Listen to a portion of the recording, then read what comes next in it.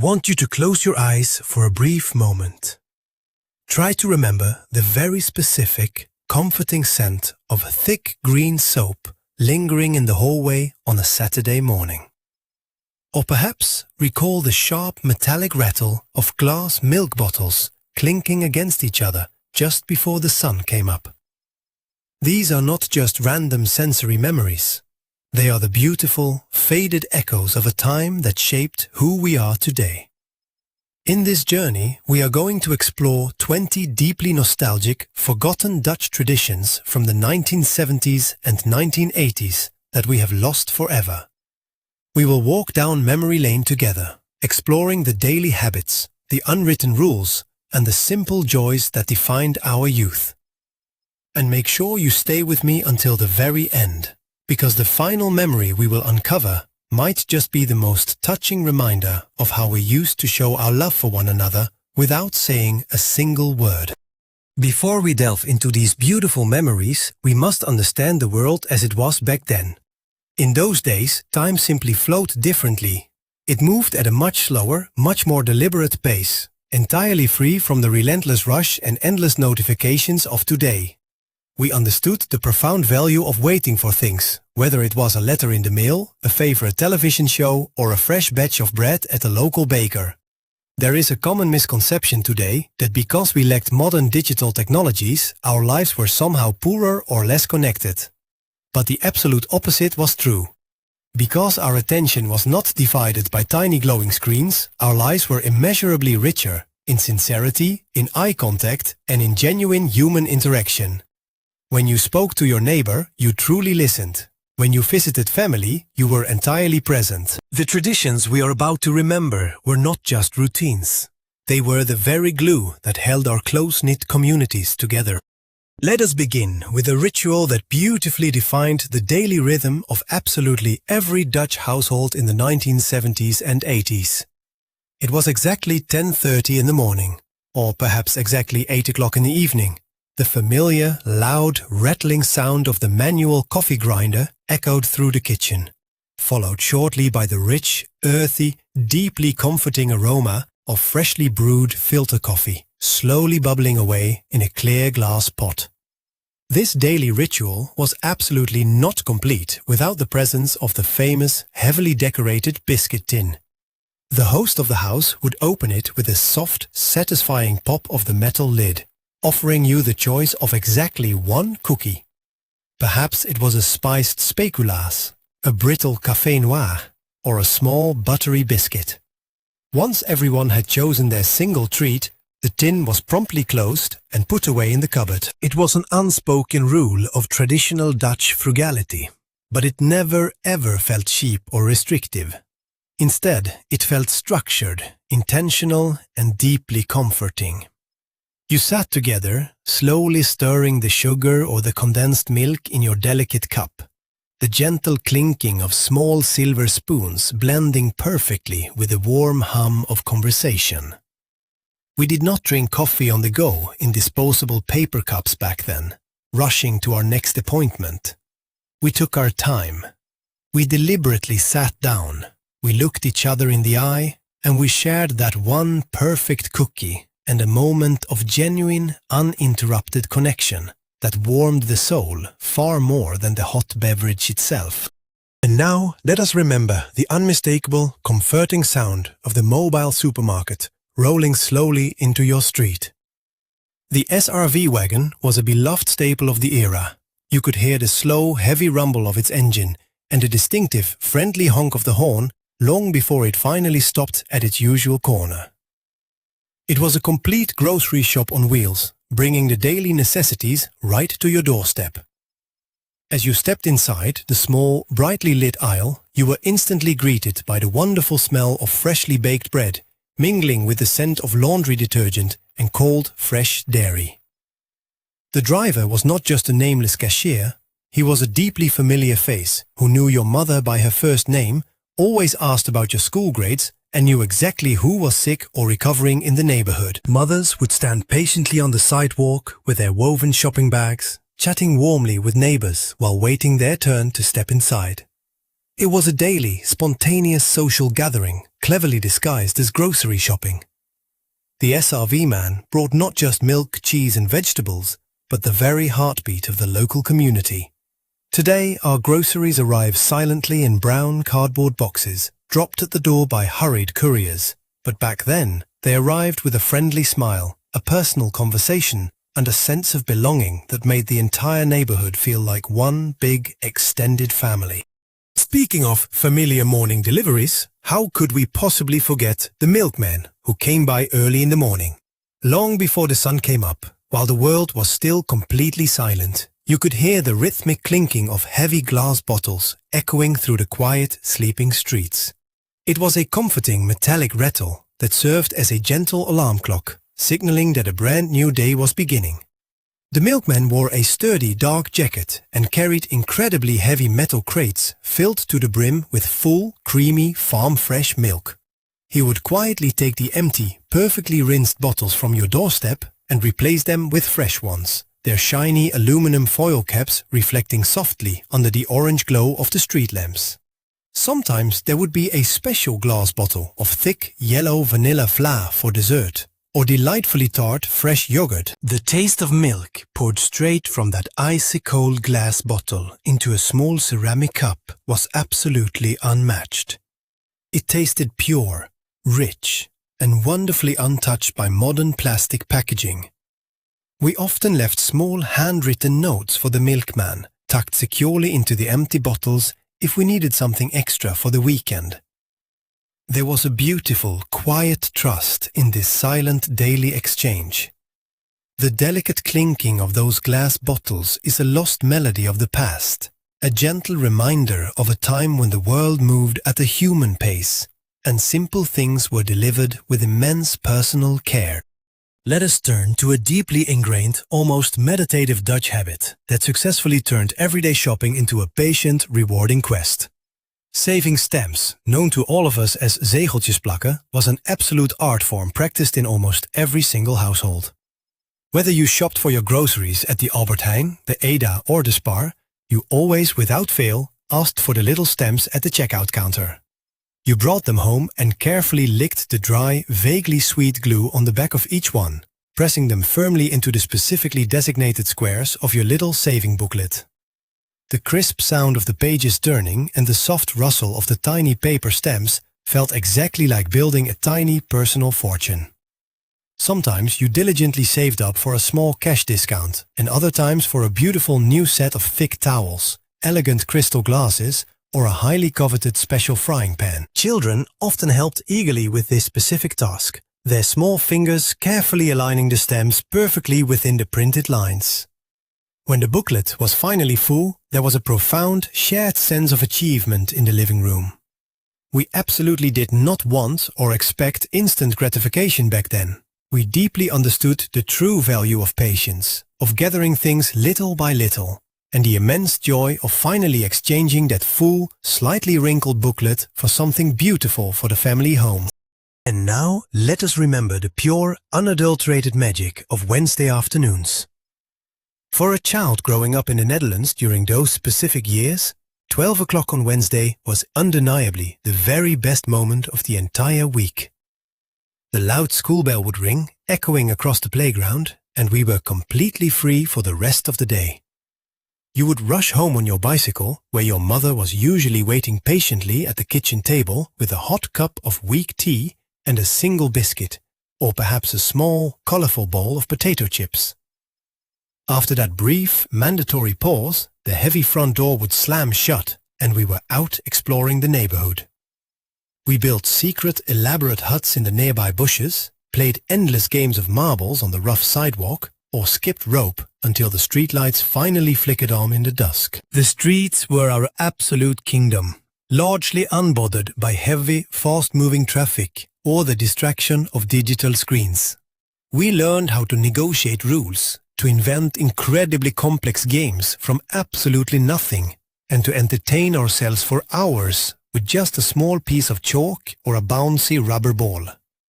The crisp afternoon air was completely filled with the joyful shouts of children playing hide and seek, the sound echoing wonderfully against the warm brick houses. That Wednesday afternoon freedom was a precious, sacred space where childhood imagination thrived beautifully. When the dark winter months arrived and the temperatures finally dropped below freezing, a deeply unique phenomenon would grip the entire country. We call it schaatskoorts, or ice skating fever, and it is a feeling embedded in our very DNA.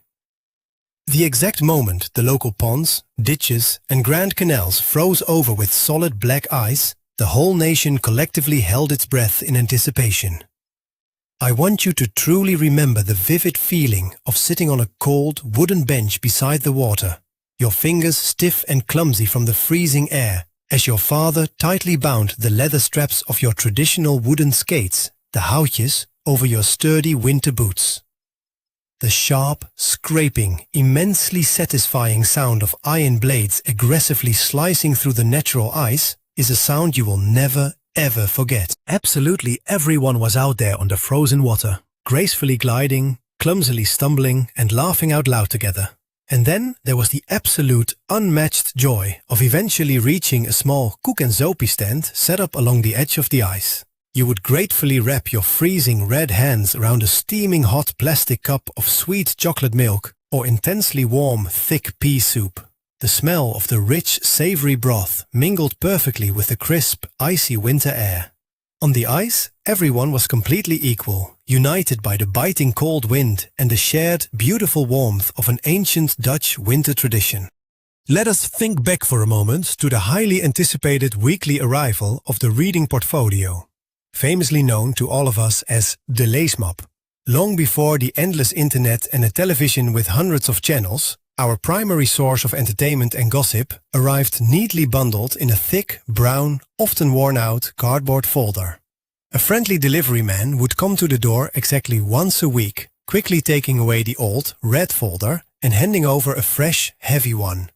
Inside it was tightly packed with popular magazines like the Margriet, the Libelle, the Panorama and of course the colorful Donald Duck, specifically for the children. The weekly price of your personal subscription heavily depended on exactly how old the magazines inside were. If you paid less, you received the portfolio several weeks after it was first published. This meant the crossword puzzles were often already filled in by a mysterious previous reader, and the glossy pages were slightly wrinkled from passing through so many hands. There was a unique, dusty, papery smell to that folder. A lovely scent of printed ink and shared community. We would spread the large magazines out on the dining table under the warm yellow glow of a hanging lamp, entirely losing ourselves in dramatic stories, new recipes and funny comic strips. It was a communal, beautiful way of consuming media, connecting us silently with unknown neighbors in our town. And now let us recall a vivid memory that might actually make you shiver just a little bit. The truly infamous bright yellow Dutch rain suit. Biking to school was a non-negotiable daily reality for absolutely all Dutch children, no matter how terrible the weather was. In the 1970s and 80s, when the dark, heavy clouds rolled in and the fierce wind howled fiercely across the flat, open polders, our worried mothers would force us to put on those incredibly stiff, heavy, bright yellow nylon trousers and matching jackets. I can still perfectly recall the distinct, overwhelming synthetic rubbery scent of that waterproof material. Getting your shoes stuck while wrestling into those tight pants over your normal, comfortable clothes was a daily, frustrating struggle. By the time you actually arrived at school, after fiercely battling a relentless headwind for miles, you were often just as terribly wet from the condensation trapped inside the suit as you would have been from the rain outside. Yet, looking back, there is a profound shared nostalgia in that specific struggle. Biking fiercely through the pouring rain, leaning heavily and stubbornly into the wind, with your heavy canvas saddlebags dragging you down, built a remarkable resilience in us that completely defined our generation. We learned very early on that we were absolutely not made of sugar, fighting the elements together every single morning. Let us take a quiet moment to fully remember the satisfying physical weight and the sheer artistic beauty of our old beloved currency, the Dutch guilder. Close your eyes and try to feel the heavy, remarkably solid weight of a silver Rijksdaalder resting perfectly in the palm of your hand. That thick, beautiful 2.5 guilder coin had a highly satisfying, heavy presence that modern, invisible digital money completely and utterly lacks. We proudly carried the tiny kwartje, the incredibly small dubbeltje, and the sturdy stuiver in our pockets. Each individual coin had its own distinct size, color, and a unique musical sound when jingling happily in your coat pocket or dropping heavily into a porcelain piggy bank. And the colorful paper money was truly a recognized work of modern art. The bright sunny yellow 50 guilder note featuring the detailed sunflower, the incredibly vibrant green and blue of the tall lighthouse, on the 250 note, and the delicate, beautiful kingfisher gracefully adorning the 10 guilder bill. Handing over physical cash back then felt deeply real and significant. You knew exactly what you were spending because you could literally feel the value leaving your hands. When you diligently saved your meager pocket money for weeks to buy a small toy, slowly counting out those silver coins on the glass shop counter brought a deep, unmatched sense of pride and accomplishment. Now, let us enthusiastically bring back the loud, rhythmic sounds of a typical, busy Saturday morning in any Dutch neighborhood. If you walked down the suburban street early on a weekend, you would undoubtedly hear the loud, sharp, repetitive whacking sound happily echoing from backyards, driveways and small balconies. It was the unmistakable sound of the mattenklopper, the traditional, beautifully woven rattan carpet beater. Every single weekend, heavy wool rugs and colorful carpets were forcefully dragged outside, draped carefully over a sturdy clothesline or a metal balcony railing, and violently beaten with sheer, unyielding determination to get every ounce of the week's dust out.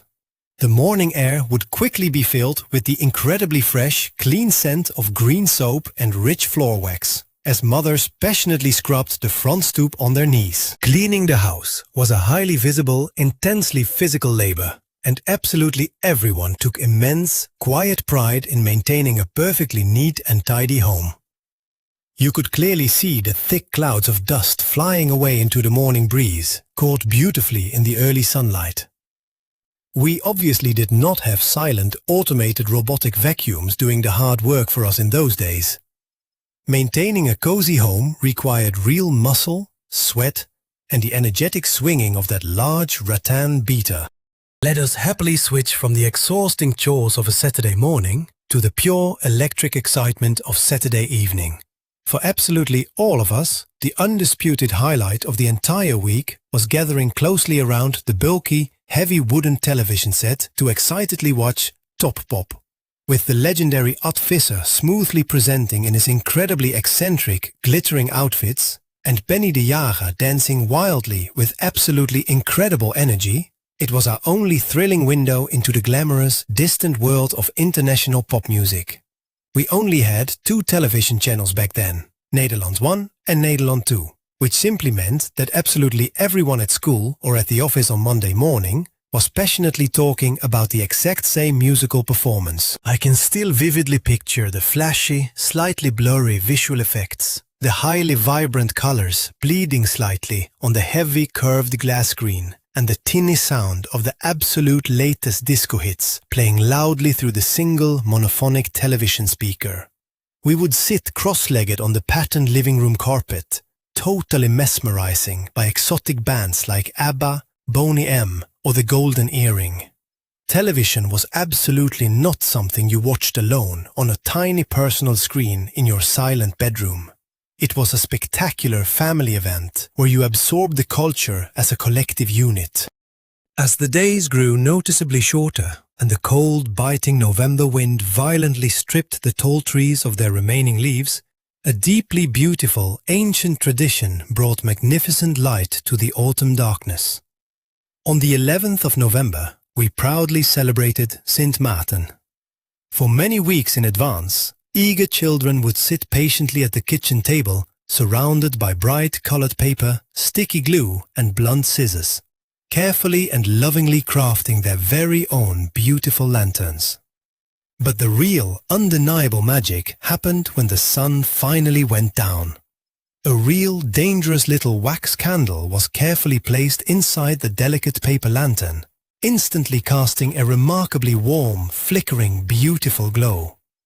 I can still clearly smell the highly distinct scent of melting candle wax, mixing perfectly with the crisp, damp, decaying autumn leaves. Sometimes the fragile paper would accidentally catch fire, and you would have to quickly stomp it out on the cold pavement. But that slight danger was just part of the thrilling adventure.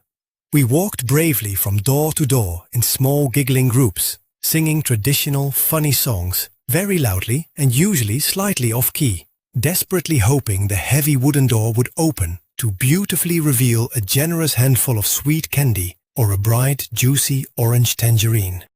Let us deeply savor a nostalgic memory that warmly appeals directly to our taste buds and our weekend joy. A highly anticipated visit to the brightly lit local snack bar on a dark Friday or Saturday evening was an absolute culinary highlight of the long week. Back in those days, you certainly did not get your hot fries neatly packed in a sterile, perfectly square cardboard box. You gratefully received a glorious, greasy, beautifully folded paper cone, a classic puntzak, filled absolutely to the brim with thick, golden, perfectly deep-fried potatoes. A massive, generous dollop of creamy, slightly sweet, thick mayonnaise was slathered right on top of the steaming pile. The paper cone was surprisingly, wonderfully hot to hold in your cold hands, and the small, dark grease stain would inevitably start to seep slowly through the sharp bottom. You were usually given a tiny, flat, completely useless wooden fork that always tasted faintly of dry timber. But most of us just eagerly used our bare fingers, happily licking the salty, savory grease of our fingertips. The small snack bar itself smelled intensely of frying fat, a heavy, deeply savory, absolutely mouth-watering aroma that stubbornly clung to your winter coat long after you left. It was a simple, affordable, and incredibly delicious ritual of pure weekend joy. And now let us fondly recall exactly how we connected with people far away, long before the isolating era of smartphones and instant messaging. If you urgently needed to make a phone call while out of the house, you frantically searched the streets for the highly familiar, welcoming sight of a bright green PTT phone booth standing proudly on a windy street corner.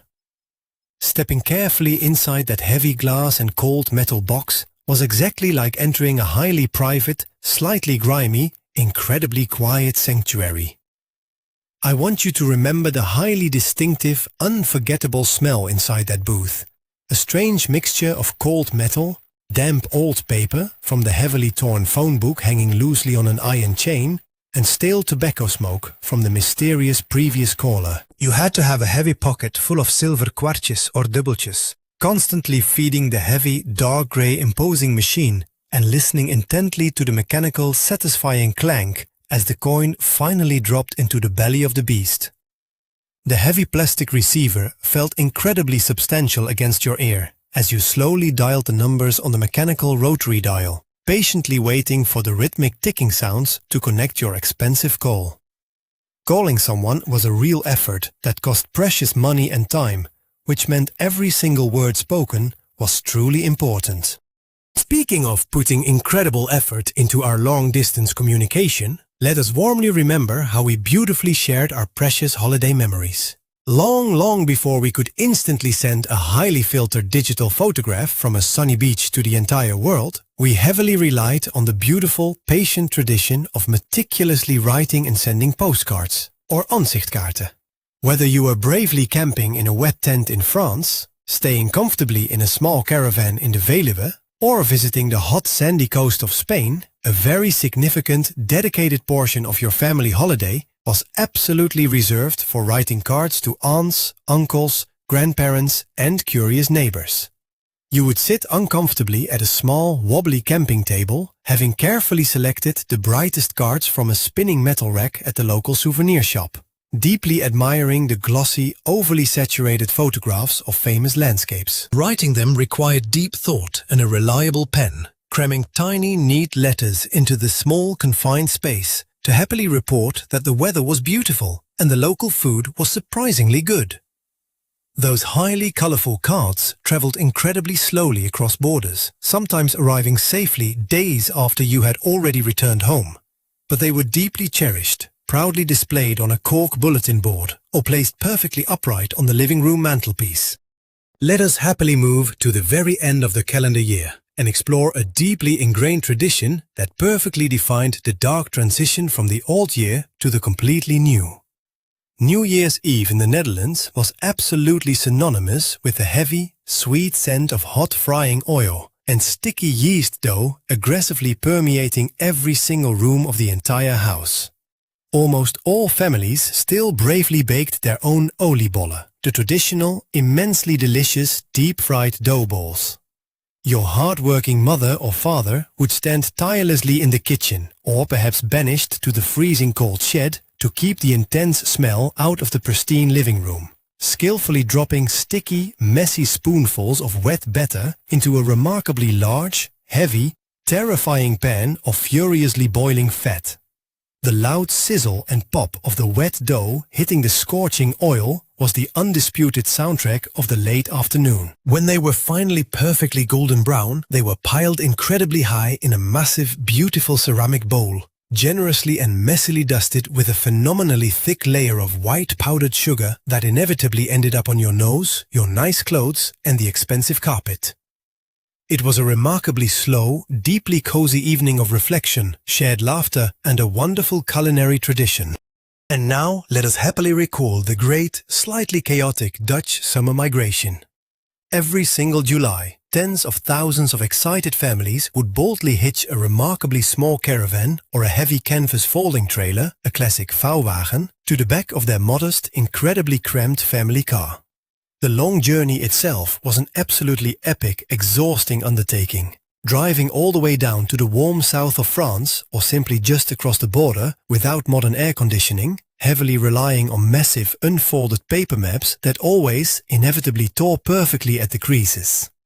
Inside the hot car, the air was incredibly thick with the distinct smell of warm, packed cheese sandwiches, the sticky vinyl of the car seats, and the overwhelming, buzzing anticipation of absolute freedom. When you finally arrived at the grassy campsite, perfectly setting up the complex vuilwagen was a legendary test of family harmony and patience. Happy metal poles clanged loudly together. Stiff canvas was pulled aggressively tight over complex frames, and metal pegs were hammered violently into the completely hard, unforgiving ground. But once it was beautifully set up, it felt exactly like a royal palace. We stubbornly took our own heavy jars of peanut butter and chocolate sprinkles from home, delightfully clinging to our safe Dutch comforts while sitting in a folding chair.